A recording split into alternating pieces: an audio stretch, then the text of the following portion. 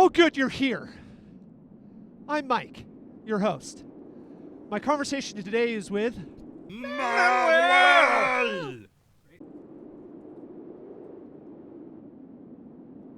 and this is music. Who is Manuel? Manuel, guitar. Thomas, bass guitar. Dum. KTF, accessory percussion. An understatement. Jason, drum set. Wow. Thanks for doing this today. Thanks for having us. Thanks for having us, brother. Yeah, we're here in my crack house. Mm-hmm. What are Manuel? What are Manuel? So, Manuel is this beautiful 1, 2, 3, 4 piece that rocks out heavily, constantly, daily. We play whatever the fuck we want and have a good time. Awesome. That's in a nutshell. So, how did it start? Oof. Let's see. Let's take it back a few years. So, Mr. KTF over here, I've known him for 10 plus years. I started jamming out with him, playing, making a bunch of crazy fucking music, probably music that we'll never hear again for ages and ages. But anyway, so we've been playing a lot of music. We did R&B, soul, funk, rock. We played with Xander Nelson. Oh. The Heated for a minute. We did a lot of rap projects and all that. Fellow news anchor son Xander. Yes. Shout out. I'll be Very. talking to you soon, buddy. Yeah, we love Xander. He's a beautiful soul, and he's an amazing guitar player. So, yeah, we played with him for a few years, and then, things got a little crazy, and, I decided that I just wanted to pursue my own stuff a little bit more, kind of coming to a realization that, life is short. Do what you got to do that makes you happy. So the music we're playing now makes me very happy, so I decided, you know what, fuck it, I'll do it. Let me find some talented motherfuckers. You did it. I'm very happy with this crew right here, and I think the first guy that always comes to mind, no matter what, is KTF. I'm like, I don't care what you're doing, you're joining The this roots. band. Yeah, exactly.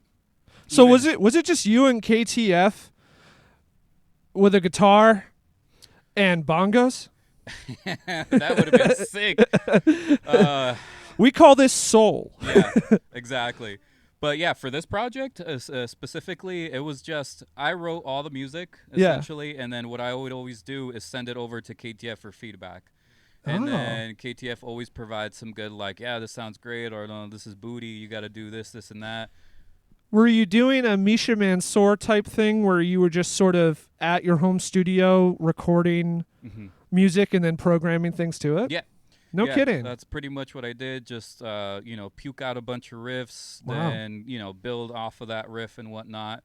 And then once I felt like, okay, I have a set of songs here that I can get out and do something with it, that's where, I said to KTF, I want to start something. And then I put it out there of like, all right, Jason, I met at a Viva show because that's when I had my project kind of, bubbling. And Viva, another shout out, you should do this with her. Viva? You know Viva? I do now. Viva the Sensation. Viva the Sensation. Well, now you have to be on the podcast. Mm-hmm. I think she might be in London. Oh. Well, that excuse just me. means I have to go to London. Here we go. Viva, I'll send you the receipt. But yeah, amazing soul. So anyways, we connected there. I connected with Jason. I was like, dude, I have this project in the works. Would you be interested? He was like, I don't know. Maybe. Do you need a sick-ass drummer? Only if you need a sick-ass drummer. Only if you like Motley Crue. And I was like, fuck. Whoa, I did not see it going that route. Oh, it went there. But anyways, so yeah, we started. I connected, finally got around to hitting him up, say, I'm going to get together, hear some songs. So that's how him and I connected. And then I had a struggle finding a bass player, like all the bass players that I knew, they didn't play what I wrote. So essentially I put it out there and I looked and searched on all the weird interwebs of like, all right, who's around, who's local, who wants to give it a shot. And then I saw someone posted an ad on Craigslist, musicians wanted. It's like bass player seeking love.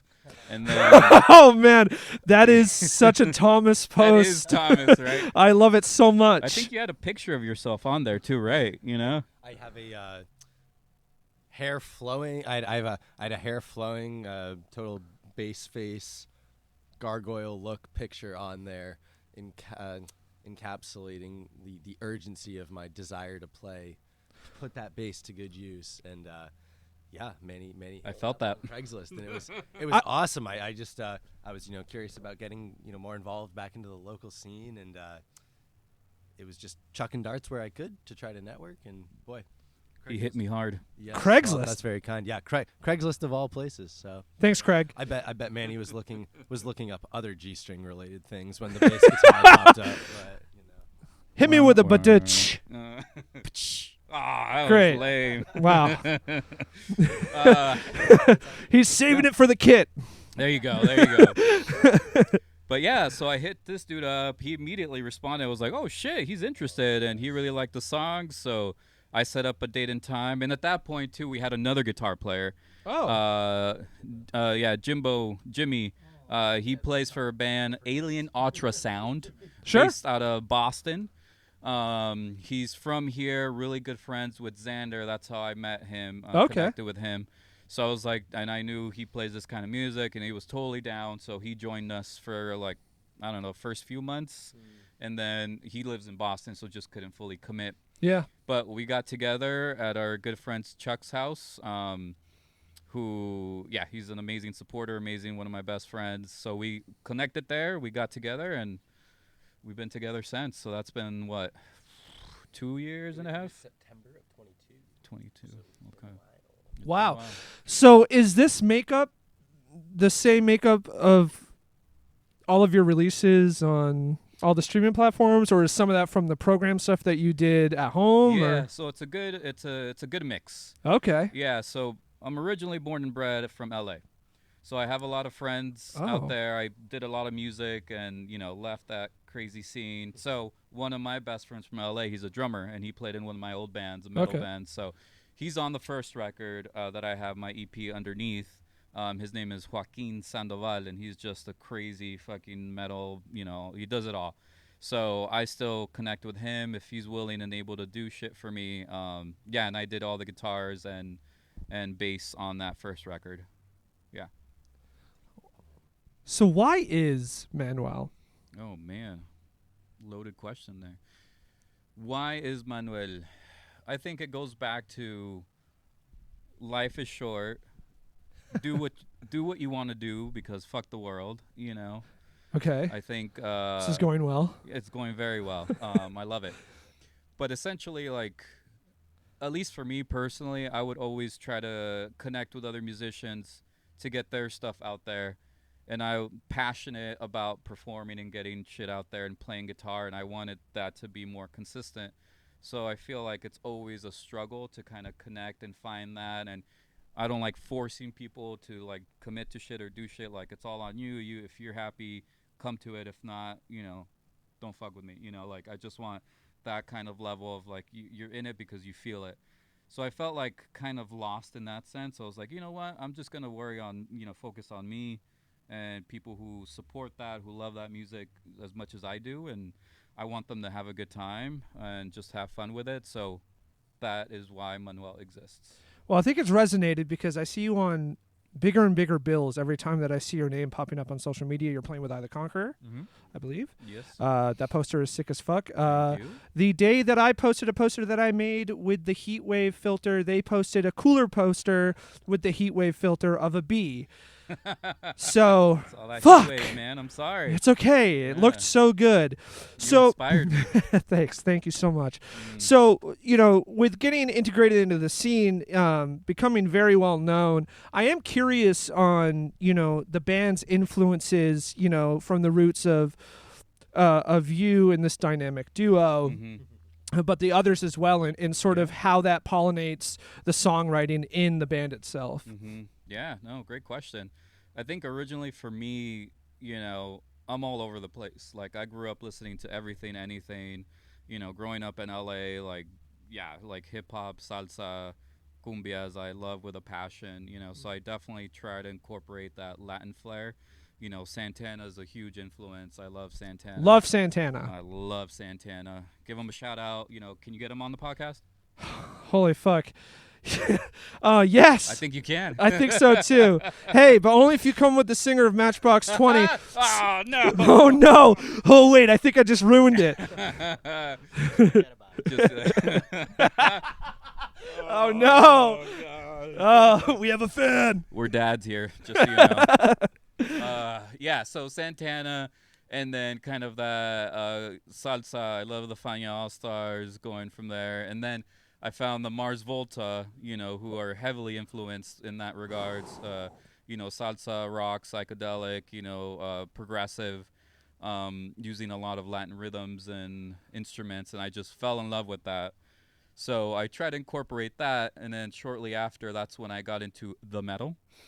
Oh, The heavy. we all duty have stuff. that moment. Oh man, when it clicks, a friend gave me a Sepultura CD, which is another like Latin heavy group, which I still love to this day. And then that kind of opened up the doors even more to crazier shit. Like I ended up loving Opeth. Opeth is another amazing band. One of Great my band. favorites. Never get tired of them. So just like all of that, I'm like, man, these guys are doing whatever the fuck they want to do. Sure. Like Opeth, like they're 20-minute songs, and I've listened to every single minute of it with full-on attention. So I'm like, why not? What the fuck, Yeah. So, I gravitated towards that and just threw in all those influences from the Mars Volta, Opeth, Santana, Sepultura, Megadeth. I love Marty Friedman. He's another favorite guitar player of mine. Great. So I brought that in and try to incorporate that. But then with the live aspect, I think it's slightly different, because everyone here is very different. They have the same likes and interests, but I feel like, they bring their own flair, which definitely amplifies the things, a whole lot. And they all come from different backgrounds, which is amazing. And you can tell, at least for me personally, I'm like, holy shit, this feels different in a good way, Sure. which is my intention. Well, I think there's one thing that you have in common with all of those bands, and it's that you have great taste in drummers. All of those. Yeah. Shout out to Eloy, by the way. That guy is fucking insane. Eloy, yep. So is this guy, Mm-hmm, as a fellow drummer. I am curious what everyone else's influences sort of, even outside of Manuel, sort of what drove you musically and what is still driving you today musically. Oh, I mean, before I met Manny, all I'd ever heard for music was Michelangelo Badio's Metal Method VHS cassettes. Oh my God, this is amazing. Yeah. And so Manny really turned me on to a lot of different timbres and colors and compositional ideas and all sorts of things that it was all new to me. There's a lot to, cram. But now he lists, groups like Fania All-Stars. I started studying deliberately to try and improve my technique and improve the depth of my knowledge so that I'm not just, appropriating or interloping, but actually orienting myself in the culture. And it's been an amazing experience to, I guess, pay my own homage in a sort of way by getting educated and then performing for all the different accessory percussion stuff I'm contributing. The texture tactician. I love it. Wow. Yeah, that was very beautifully put. For me, I guess as far as maybe how my influences come in, or how my influences reveal themselves within the context of Manuel, I have a huge, I could say, contemporary metal background. So I'm a little bit younger than my bandmates, and that just shows in especially my heavy preference. You got to tell them what the working title of the band was. It was Outnumbered by Dads. And, yes. So I would listen. Thank you. I have been mentored by 3 daddies for for better or for worse, you know. And you couldn't ask for 3 better daddies. No, I couldn't. My nickname is also Peaches and Cream, so it's just it's a great dynamic. This episode is getting because I got sexual. Do you have to check the mature content box? No, we can do whatever we want. Just don't get me canceled. Don't worry, I would not do that. I strive to be polite and understated. I already said 3 dads are federal funded. Damn. Yeah. Man, it was ripping, I got it was ripping demonetized that when you too. said peaches and cream. I'm sorry. Yo, please. Actually, I don't know if the owner. I don't know who runs YouTube. Honestly, that never. Me neither. Yeah. Hey, YouTube. Not me. YouTube Matrix. Please be polite to Michael. He's a great guy. No, I am. So yeah, I know, especially at least for Manny and Jason, for example, Metallica, huge influence. Manny mentioned Megadeth, Marty Friedman. I totally passed over the thrash era. Same. Yes. Okay. So I think we might have a similar approach. I'm a huge fan of modern metalcore, like Moths to Flames, Motionless in White. Go on. You know, Bad Omens, Bring Me the Horizon, etc., etc. Yeah. Don't forget the Nickelback. Some of them are becoming that band. And Creed. Yeah, I know. Oh my gosh. So modern metalcore. You know, Of Mice and Men, Lotus Eater, See You Space Cowboy. Pantera's cool. That definitely. See You Space Cowboy. Amazing. Huge shout out. Big influence on the Hailing Tides. Really amazing, incredible band. Connie Scarbosa's vocals are life changing. But then I'm also really passionate about a lot of traditional deathcore. You know, Infant Annihilator, Thy Art Is Murder, Aversion's Crown, Rings Wow. of Saturn, and this band is quite unique. As a bass player, I often joke that the bass is a social function more than a musical. More than a musical function. And so people have such a dogmatic idea of what the bass is and should do and can do. And so I've been really grateful to Manny, where I have tried to be a mature and tasteful bass player to serve the band, but also enjoy the privilege. Daddy's let me walking on the leash a little bit, you know. So I get to have some fun, and that reflects my. I don't know if that's metaphorical or literal. Well, hey, you can come to band practice. So you know, I have. Oh boy, I'm here, and I feel like this is a trap. Huge influence. Les Claypool, you know, especially a lot of modern players. Chico Mo on Instagram. Charles Berthund, I think his name is on Instagram. Just amazing players. Victor Wooten, who are, you know, taking a lot of liberties with using double thumb, slap techniques, and I get to really kind of put those to use here as I have a lot of freedom. And but it's quite unique, as that's the foundation of what I'm doing. And so I would just offer, Manny mentioned live context, and I know Jason, Manny, KTF, and me, we all have extensive improvised music backgrounds, whether that's in more of a free context, a traditional jazz or bebop context, funk, and, you know, jam band oriented. So we really put that to use in our live performances, where so much of what we do and build up is improvised, and it's kind of a cool, fluid, greasier take on contemporary clean metal. And I think that adds a little bit of humanity to it, which is really fun. So You all put on a great live show. thank you, sir. It's very intimidating. Now for the part that I came for. No, just kidding. I came a long time ago. Say Motley Crue. Welcome to the Postmodern Drummer Podcast. I mean, you mentioned Mars Volta, and that's like the base of everything that I exist for. So, yeah. Thomas Pridgeon, man. He's a god among men. Influences, my friend. I mean, as it pertains to Manny, I mean, yeah. I don't. Well, I guess the whole. I think the first thing that I fell in love with was with Van Halen. Really, that was the first band that I fell in love with, and like everything about them, you know. The fact that the brothers are half Asian like me really resonated, you know, just like all of it. So that probably, the spirit of that band really informs a lot of like how I play, and the fact that I still play like I'm shit-faced even though I don't drink. I sound like it a lot of times. I take a lot of those risks that, like I'm a bit more on the Keith Moon side of things than I am Wow, say, on the that's- Matt Garska side of things. Yeah, I love mean, that it's so just, much. It is what it is. I think you're you a know? little more. I think you're tighter than Keith Moon. Ah, Maybe it's the soberness. Maybe maybe, it's just the maybe. skill. Maybe. But That- yeah, no, I grew up like I listened to like I'm a little older than Thomas, so like I grew up like loving 80s hair metal.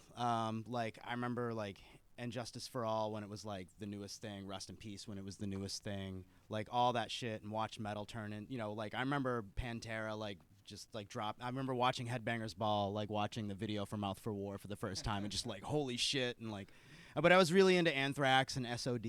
A lot of the old school thrash stuff I was like really into.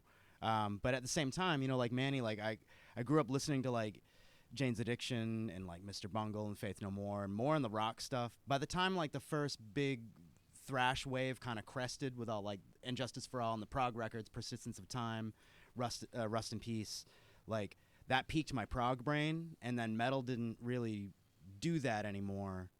A little bit like after Pantera kind of like told everyone to talk about their problems, like that's what it kind of was, like I'm really upset and really mad, versus like the fantasy metal. But so then after that I got into like the grunge movement hit, so I got really into the Jesus Lizard, and like I got really into guys like Jimmy Chamberlain. Like Jimmy was like one of those drummers that like in the 90s like was playing with like real chops, like real rudiments and stuff. Sure. And like that kind of had disappeared from music in general.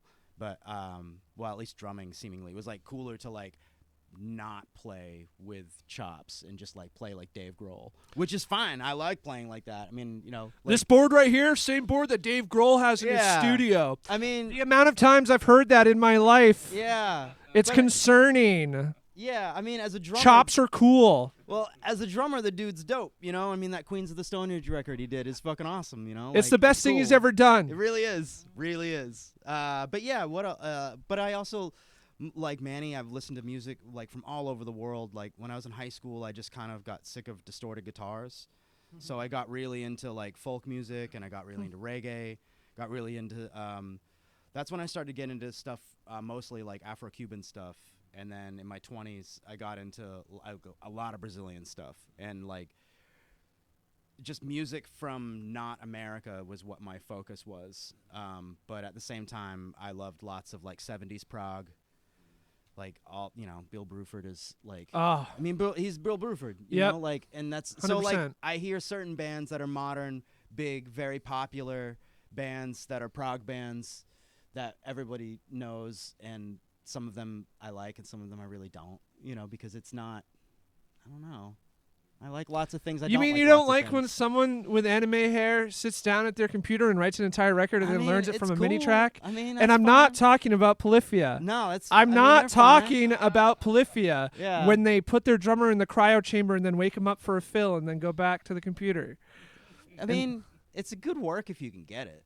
I mean, I'm a lazy human being, so like I am. Polyphia? And I'm if just you ever saying, need like, a drummer. If I can just kind of like mostly be chill in a cryogenic chamber, and then like Sure. like go spit some hot Huh? fire. It's my shift? Yeah. All right. Exactly. Yeah. One chop? Right. Sure, man. Right. There's gonna be no review, right? I'm not gonna. Damn. Like, there's no progress reports or anything. I can just like do my thing. Yeah. Yeah. Great job, man. All right, now recreate that in a mini track. But, I love that. Yeah. As far as. Nah, you're good. I was just thinking about how like Manny and I are both huge Santana fans. Like I in my office at home, like where I work, I stare at a Santana poster all day. Like it's That's like, a way to live. Santana is like this deep, like I felt honored to have seen him like the one time that I saw him back in the 90s, and it was before like the Smooth hit happened. It was like the summer before that. So The dark like, times. No, I'm just it was kidding. he was playing like all. I mean, Horacio Hernandez was the drummer, so Ah. you know what that's about. I mean, Yeah. I saw that shit. You know, That's what I'm saying? fucking Like, awesome. I saw an octopus play drums. I Yeah, really did. It that- was great. It was pretty neat. But this is a different thing. This band itself is clearly presented as Manny has a vision. This is what it is, and like I feel really lucky that he's included me because this is the actually- music is kick ass. It is. It's awesome. It's beautiful music. It's beautiful expression. It's very unique. There's nothing else like it. But it's also like on a personal level, like this is the first time I've ever played metal. Like I've never played double bass before or anything. What? So What? I've like had to actually learn how to play metal with this band. So like I'm really grateful that you have the vision that you have, but also that you have the resources to be able to, like create drum parts in a computer or ask friends or whatnot. Because music is so much easier to make now than it ever has been. And so it's great that that he programs all these parts and I have to learn them, which is awesome. It's like it's a different form of drum lessons because I just don't think like that. I wouldn't normally play like that. But he gives me plenty of leeway to like reinvent parts or simplify or extrapolate and change them live. So like live, it sounds very different than what is on the recordings. But I do try to learn. If I could learn 100% and actually execute 100% of what's on the recordings, I would, but I can't, so I change things. That's really. But I think that's. I'm not as good as like I'm really not. Well, first off, I think you just blew a lot of people's minds when you said that you hadn't played double bass drum before this band. Yeah. Because after watching you at Mulligan's and seeing your drum solo, and other musicians commented to me that every single drummer in the room was on the side wall just watching you in awe. Like you were Beyonce or something, but on the drum kit, that's mind-blowing. But that's interesting. I appreciate that. I really do. Of course. I do. I greatly appreciate that because I have put in a lot of work to do it. But I think part of it is knowing. Well, I grew up playing all sorts of styles of music. Like I've played a zillion gigs and like everything from like I was in a legit reggae band. I was in prog bands. I mean, I was a huge Sonic Youth fan for a long time, so very simple, messy things are great. But like, I love Animals as leaders, and I love Meshuggah. Me too. Isn't that Garchko such a guy? He really is. He really is. Well, I love your note on it's not exactly the same because watching you live, I've seen you a few times now, and I've also seen videos, of course. But I think that the fluidity of not playing it exact sort of feeds into that live aspect of your shows where people are taking turns. Here you go, Manuel. Mm-hmm. You did great, buddy. It really feeds into the live aspect where there is that fluidity, and I feel like it's actually very welcomed as a group. There's solos happening, and it's very energetic. Mm-hmm. And I think that everyone in the room appreciates it. Instrumental, non-vocal, progressive metal music is not very common in our scene, at least not to the extent and to the popularity that you're in. Right. Being on bills with bands who do have vocals, who are not, who are technical, but not to, the extent that your music goes. Yeah. Is it strange to be on a bill where you don't you're the one band who isn't singing or who isn't, or have you found was it hard to get onto bills initially into a I wouldn't call it mixed genre, I guess, but it, in a way it is, and I'm just curious, as you started to get into the scene, you built the band and now you're looking for gigs, what was that experience like, especially in a music scene like Maine? Fucking hard, man. I ain't gonna lie. I think right off the gate, right out the gates, we were a different band. Without vocals, it's hard. It's a hard sell. So people are like, all right, well, maybe we'll see what's going on. So it's always been hard to find a gig in general. I think people don't know what to make of us, which is kind of cool in all honesty, but it has been difficult to book gigs. And it does feel weird playing with certain bands that we might not fit with. It's just like hoping that the crowd can relate and find. They do. Which I hope they do, and I appreciate that. But it's always hard to get a good vibe and feel with the scene in general. So with our style of music, it makes it even more difficult to figure out where we could fit in exactly. Are we heavy enough? Are we light enough? We played with Javier Rosario, who's complete like fusion jazz instrumental, and we're like, okay, we're a lot heavier than that, but we shared a bill with him, so it's wild. I think it's definitely been hard. It feels a little awkward at moments, but at the end of the day, I think for me personally, I've come into terms of like, you know what, fuck it, who cares? We're here to just have a good time, have fun. We love what we do, and I love playing with these guys, so any opportunity I get to do it, I just fucking do it and have a good time.